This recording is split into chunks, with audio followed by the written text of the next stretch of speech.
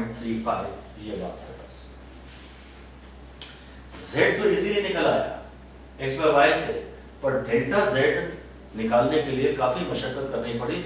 Delta z by z को हमने relative errors को ऐड किया, डेल्टा z बाय z को बोला delta x by x plus delta y by y, और उसमें डेल्टा z बाय z में जो नीचे z आ रहा था ना उसको ऊपर ले जाकर मल्टीप्लाई किया।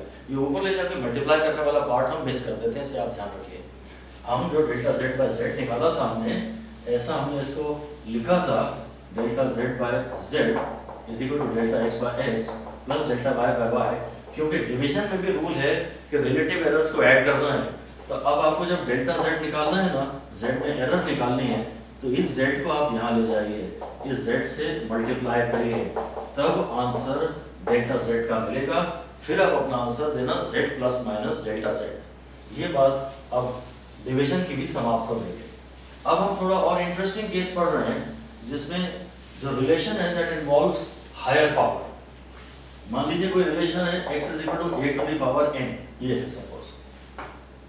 जो क्वांटिटी है that is raised to some higher power, उसमें अगर डेरिवेशन चाहे तो कुछ हमें ऐसा लिखना पड़ेगा, a plus minus delta a to the power n, ऐसा लिखना पड़ेगा। इसको मैं x कॉमन ले लेता हूँ, 1 plus minus delta x by x है। यहाँ मैं अगर a कॉमन ले लेता हूँ तो हो जाएगा 1 plus minus delta a by a to the power इस पूरे का n।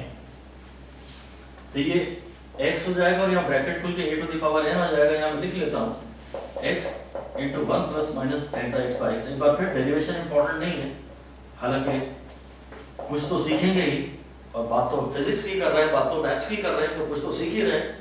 तो शुरू में तो अच्छा है, पर एग्जाम जब करीब हो तो ये सारे डेरिवेशन पढ़ने का फायदा नहीं है।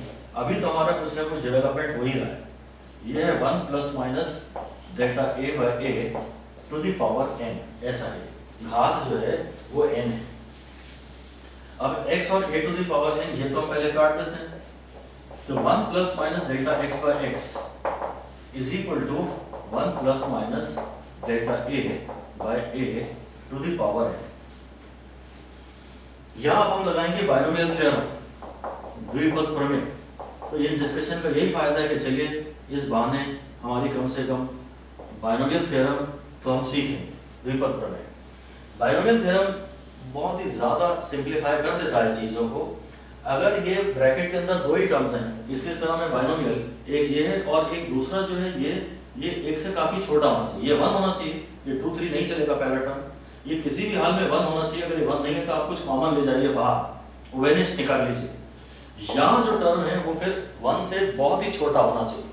अब ये एरर है 1% 2% टाइप की होगी, तो ये फिगर 0.01 या 0.02 होगा, तो ये 1 से काफी छोटा है, इसलिए हम ये बायनोमियल लगा सकते हैं। बायनोमियल जब लगाते हैं तो करते क्या है, पावर से इसको मल्टीप्लाई कर देते हैं। ये ऐसा आएगा, आप इसको पावर से मल्टीप्लाई कर दीजिए। ये इसमें और भी हायर टर्म्स आते हैं, पर हम सिर्फ एक ही टर्म देख रहे हैं, 1 के अलावा एक ही टर्म देख रहे हैं। हायर टर्म्स हम निगलेक्ट कर रहे हैं, और चूंकि हम कुछ निगलेक्ट कर रहे हैं इसलिए ये थोड़ा सा अप्रोक्सीमेट आंसर है, एग्जैक्ट आंसर तो नहीं है। तो बायनोमियल में आपको एक ही काम करना है कि आप इस पावर से उठा के इसको मल्टीप्लाई कर दीजिए। शर्त यह है कि ये 1 होना चाहिए, 2 3 नहीं होना चाहिए। अगर कुछ भी और है तो आप बाहर कॉमन ले जाइए, और ये 1 से बहुत छोटा होना चाहिए। ये अगर 0.9 है तो नहीं चलेगा, ये 0.01 0.02 इसी किसी रेंज में होना चाहिए। खैर फाइनली ये 1 और ये 1 कैंसिल हो गया, और जो डेल्टा x बाय x है वो आ रहा है n delta a by a। Plus minus यहाँ लगा सकते हैं।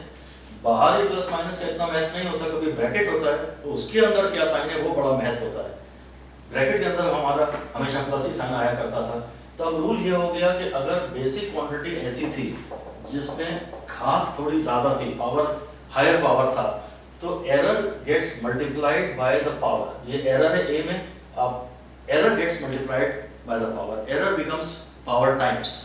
जो एरर होती है वो घात गुना हो जाती है, बस इतना ही है। इसका जनरल रूप देखते हैं, वही पेपर में आता है जनरल केस। ये जो जनरल केस है, हाँ ये थोड़ा बहुत पेपरों में फिर भी देखने को आज अभी भी मिल जाता है। हालांकि पर्याप्त बार इनके सवाल पेपर में आ चुके हैं, मुझे तो उम्मीद नहीं है कि इस पर कभी क्वेश्चन आएगा, कुछ नए क्वेश्चन ही बनेंगे। फिर भी देख लीजिए, मान लीजिए x जो है वो a to the power m b to the power n upon c to the power r है। तो सब रूल्स लगाने के बाद जो आप फाइनल बताएंगे एरर के बारे में, वो ये होगा delta X by X is equal to M delta A by A plus N delta B by B, और ये नीचे वाली चीज भी ऊपर चली जाएगी और इसकी भी पावर से मल्टीप्लाई कर देंगे plus R delta C by C. ये मेन बात है, ये बहुत इंपॉर्टेंट रहा हुआ है पहले, और ये एटलीस्ट ये आपको इस पर सवाल आपसे बनने चाहिए, इनकी प्रैक्टिस पर भी हम थोड़ी बहुत कर लें।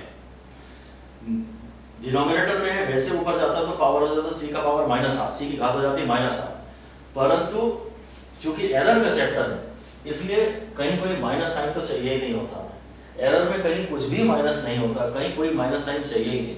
अगर वो ये बोलता भी है कि ये 2% घट गया तब इसे -2 नहीं डालेंगे, क्योंकि एरर में हमें कुछ माइनस चाहिए ही नहीं। ये नीचे से ऊपर गया था, इसमें माइनस साइन था, अगर मैं परसेंटेज चेंज का सवाल करता ना तो ये माइनस को मैं लेता, पर एरर का सवाल है तो मैं कहीं कोई माइनस नहीं ले रहा हूँ। हर बार जो भी पावर है, पावर से एरर को, पावर से त्रुटि को मल्टीप्लाई कर देते हैं और सबको जोड़ देते हैं। आप अंदर सारा प्लस साइन रखिए, बाहर आप चाहें तो प्लस माइनस साइन लगा सकते हैं, पर ब्रैकेट के अंदर सारे प्लस साइन होने चाहिए, और जो भी पावर था उससे ए के पावर को ए की एरर से मल्टीप्लाई करो, बी के पावर को बी की एरर से मल्टीप्लाई करो, सी की घात को सी के घात को सी की त्रुटि से मल्टीप्लाई करो, रिलेटिव एरर, फ्रैक्शनल एरर को। ये है कहानी, ठीक है। इस पर कोई सिंपल सा सवाल देखते हैं कि अगर ऐसा ही कुछ केस है x = a⁴ b⁴ upon c⁴ है, तो डेल्टा x बाय x को खाली यही पूछेगा कि आप इसमें परसेंटेज एरर बता दीजिए, प्रतिशत त्रुटि बता दीजिए। तो फॉर्मूला हमारा ये आएगा 3 delta b by B plus 4 delta c by C. यहाँ पर माइनस नहीं आएगा, ये ध्यान दीजिए, क्योंकि हम एरर निकाल रहे हैं। ये अब अगर उसने ये चीज ऑलरेडी परसेंटेज में दी है, अगर ये उसने बोला है ए के नापने में हमसे एरर हुई है 2%, बी के नापने में एरर हुई है कुछ 5%, सी के नापने में एरर हुई है 1%, तो जो भी उसने फिगर्स बोले हैं वो आप यहाँ लिख दीजिए, क्योंकि आप ये परसेंटेज में ही डाल रहे हैं तो आपका आंसर ऑटोमेटिकली परसेंट में आ जाएगा। आपको 100 से मल्टीप्लाई या डिवाइड कुछ करना ही नहीं है, ये ध्यान से समझ लीजिए।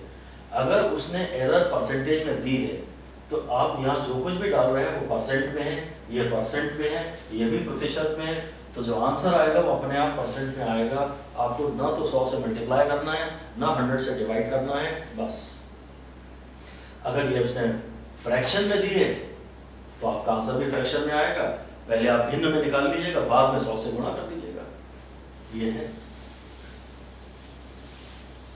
इन पर एक सवाल डिस्कस कर सकते हैं, और ऐसा ही मान लीजिए कुछ है कि लेंथ जो है वो 100 ± 2% में उसने दे दी, और ब्रेड्थ जो है वो 50 ± 0.5% पे दे दिए।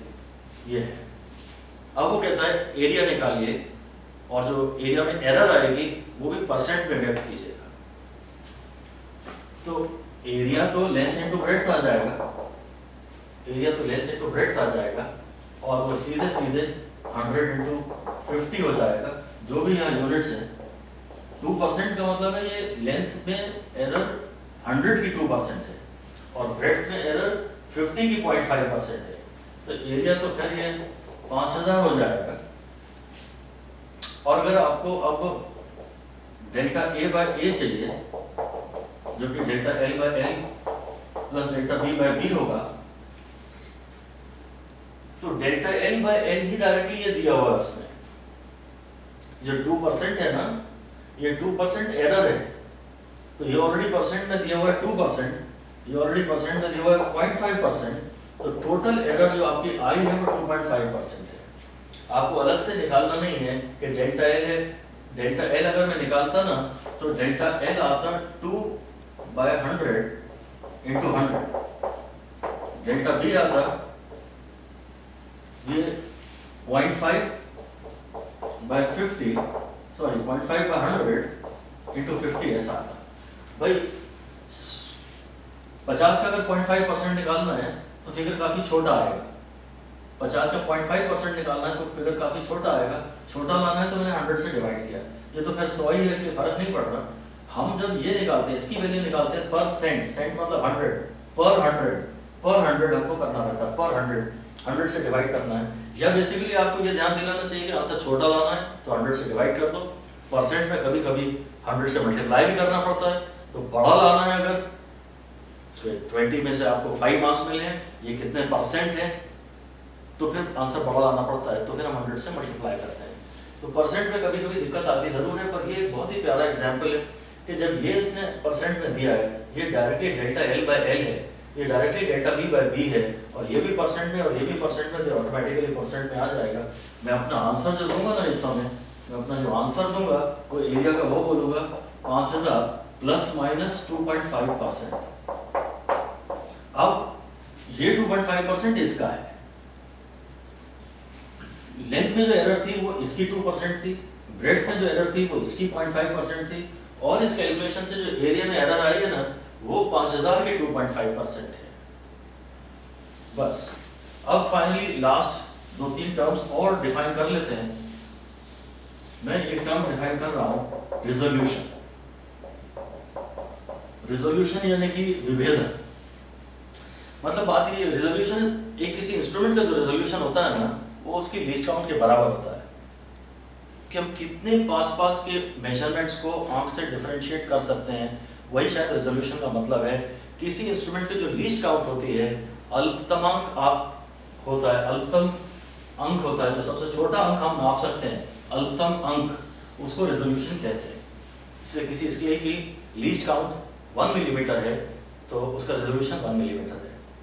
रिजोल्यूशन के वक्त ये बात इतनी इंपॉर्टेंट नहीं है, आपको अलग से समझना होगा कि अगर वो बोलता है कि घड़ी का रिजोल्यूशन 1 सेकेंड है, तो उसमें जो एरर हो सकती है वो 1 सेकेंड होगी। आप डेल्टा टी बाई टी अगर कहीं कैलकुलेट कर रहे हैं और सवाल ने कहा था कि घड़ी का रिजोल्यूशन 1 सेकेंड है, तो डेल्टा टी जो है, जो लीस्ट काउंट है, वही एरर होगी, वही रिजोल्यूशन होगा। ये एक न्यूमेरिकल्स में बड़ी काम की बात है। जो मैक्सिमम एरर हो सकती है वो लीस्ट काउंट के बराबर ही तो हो सकती है। कई बार ये नहीं बताते कि टाइम नापने में आपने गलती कितनी की, बोले हमने 100 ऑसिलेशंस का टाइम नापा और घड़ी का रिजोल्यूशन था 1 सेकेंड, तो जो डेल्टा टी आप लेंगे वो 1 सेकेंड लेंगे। रिजोल्यूशन है लीस्ट काउंट, ये न्यूमेरिकल में काम आने वाली बात थी, इसलिए इसका बड़ा महत्व था। बाकी एक टर्म है एक्यूरेसी। एक्यूरेसी यानी में भी शुद्धता, और एक्यूरेसी से मतलब यह है कि अगर कोई किसी की ट्रू वैल्यू 1.39 है और कोई इंस्ट्रूमेंट उसे 1.38 पढ़ के बता रहा है, काफी पास पढ़ के बता रहा है, तो हम बोलते हैं रीडिंग बड़ी एक्यूरेट है। जब कोई रीडिंग ट्रू वैल्यू के बहुत ही करीब होती है तो हम उसे बोलते हैं एक्यूरेट, एक्यूरेसी, शुद्धता। और फिर ऐसा ही टर्म है प्रिसिजन। प्रिसिजन, अब अगर किसी इंस्ट्रूमेंट के प्रिसिजन की बात की जाए, किसी यंत्र के प्रिसिजन की बात की जाए, सत्यता, शुद्धता ही इसे भी कुछ कहते हैं। किसी इंस्ट्रूमेंट के प्रिसिजन की बात की जाए तो हम कहते हैं वह इंस्ट्रूमेंट बड़ा प्रिसाइज है जिसने जो पहले नापा था लेंथ वही अभी फिर से नाप के बता रहा है। आप कितनी बार भी नाप लो, अगर लेंथ हर बार वही निकल के आ रही है तो ये इंस्ट्रूमेंट बड़ा प्रिसाइज है। अगर मेजर्ड वैल्यू ट्रू के बड़ी करीब आ रही है तो ये इंस्ट्रूमेंट बड़ा एक्यूरेट है। और प्रिसिजन के लिए हमारा एक क्राइटेरिया और भी है कि हम अगर ट्रू वैल्यू, अगर सत्य मान लीजिए 1.39 है और एक वैल्यू जो वैल्यू 1 है वो है मे बी 1.30, और जो वैल्यू 2 है वो है 1.19782 ऐसा। तो ये वैल्यू ट्रू वैल्यू के काफी करीब है, इसलिए इस रीडिंग को बोलते हैं मोर एक्यूरेट है। हालांकि काफी डिफरेंस है, फिर भी ये मोर एक्यूरेट यही है क्योंकि ट्रू वैल्यू के ये ज्यादा करीब है। इसमें ज्यादा डेसिमल्स है, इसमें को ऐसे इंस्ट्रूमेंट से नापा गया है जिसकी लीस्ट काउंट ज्यादा है, इस रीडिंग को मोर प्रिसाइज कहा जाता है। ये हालांकि उससे बहुत डिफरेंट है, काफी डिफरेंट है, और जिसमें ज्यादा डिजिट्स हो, जिसमें सिग्निफिकेंट फिगर ज्यादा हो, उसे ज्यादा प्रिसाइज कहते हैं। That is all for it.